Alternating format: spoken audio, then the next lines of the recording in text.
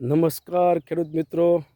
આખા ગુજરાતની અંદર વર્ષમાં એક વખત ખેડૂતોને આ વેપારીઓ દ્વારા મૂર્ખ બનાવવામાં આવે છે. સિઝનનો પ્રથમ કપાસ કે પ્રથમ સિંગ લઈને તમે માર્કેટ યાર્ડમાં જાઓ એટલે ઊંચી બોલી બોલે. એવી જ રીતે 2 દિવસ પહેલાં સાવરકુંડલા માર્કેટ યાર્ડની અંદર ખેડૂતના પ્રથમ સિઝનના કપાસનો ભાવ 4151 રૂપિયા આવવાથી પેપરમાં અને ન્યૂઝમાં એવી જાહેરાતો આવી કે એક મણના ભાવ 4100 અને 51 આવવાથી ખેડૂતોમાં ખુશાલીનો માહોલ. તો મારે આ સરકારને કહેવું છે કે તમે હું ખેડૂતોને મૂર્ખ સમજો છો?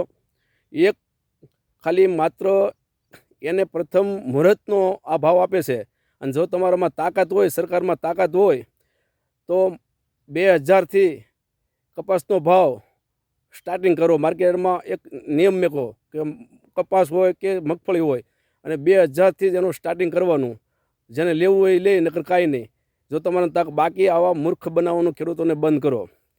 ખેડૂત બધાને ખ્યાલ જ છે કે તમે ખાલી મુહૂર્તના ભાવ આપો છો, એટલે ખેડૂત કંઈ તમારી વાતમાં આવે એમ નથી હવે.